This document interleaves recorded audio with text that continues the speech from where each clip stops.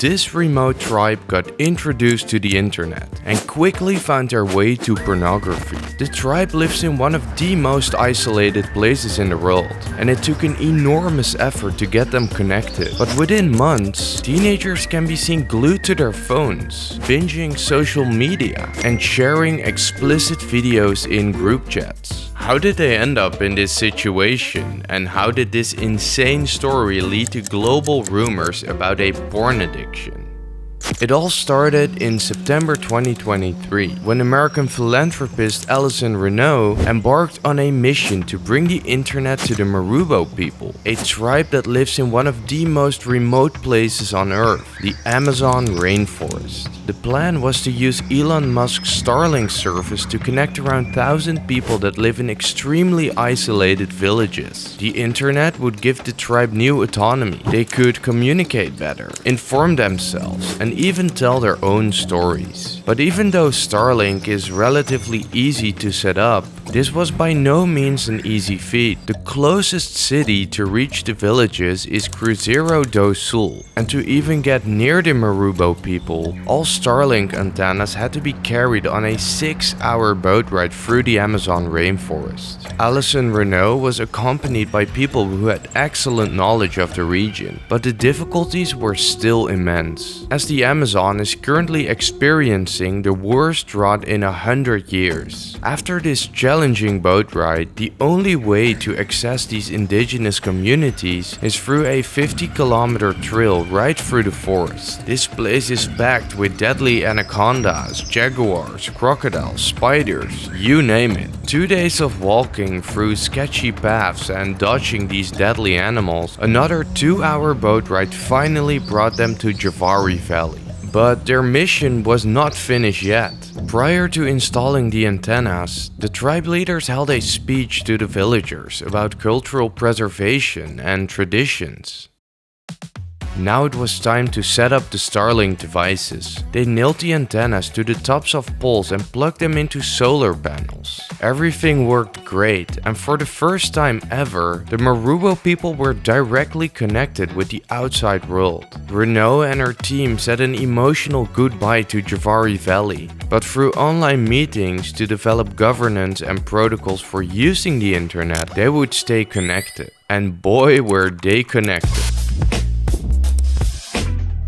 We fast forward to April 2024, when New York Times journalist Jack Nikas and photographer Victor Moriyama decided to check up on the Marubo people to see how they were enjoying their newfound connectivity. After having to endure the same challenging journey to the extremely isolated Javari Valley, they actually encountered scenes that they were well acquainted with. One of the striking things for me was to see this contrast between this old traditional way of life that the Marubos have had for many, many, many years, and this very new way of life that looks far more familiar to me, frankly.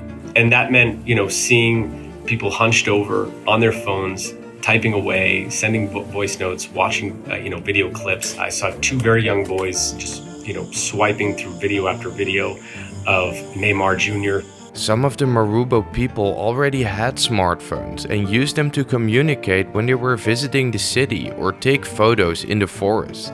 But it had always been impossible to experience an internet connection from inside the valley. Right away, the internet was a huge hit and people were on it all the time, so much that it became a problem for the hunting and the farming that are necessary for their way of life. The Marubo people saw all of the many benefits that the internet brought for them, and that included the ability to call for help in a medical emergency, the ability to communicate between different villages, inform themselves better about what's going on in the world. But at the same time, I saw the Marubo people dealing with misinformation and scams, to pornography, to addictive social networks, to violent video games. Leaders in the tribe also said that the more and more they're seeing the young people be on the internet, the more and more interest naturally there is about the outside world and more interest about leaving the forest. But that's not all. Young men were sharing explicit videos in group chats, and tribe leaders told Nikas they were already observing more aggressive sexual behavior from young men. And this is where the story got completely out of hand.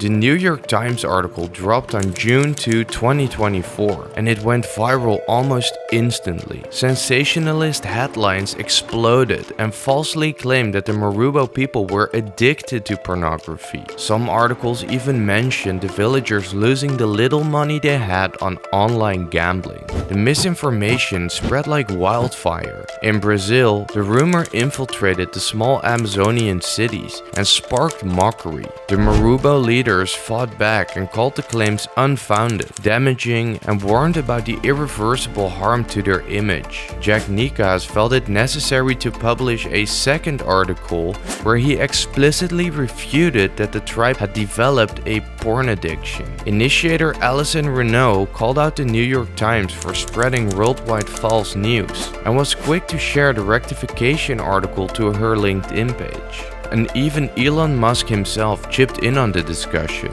calling the initial piece disrespectful and unkind.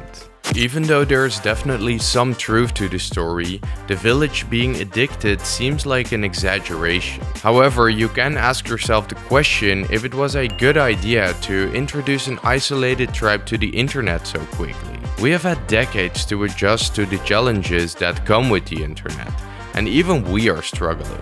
The promise was that the Marubo villagers would receive guidance for using the internet. But according to the article, no Marubo that was interviewed had said that they received any guidance. However, the internet did also bring a lot of benefits to the Javari Valley, and it has even saved lives in emergency situations. Therefore, disconnecting the internet now is not an option anymore. Now my questions to you are, what did we learn from this, and why aren't you subscribed yet?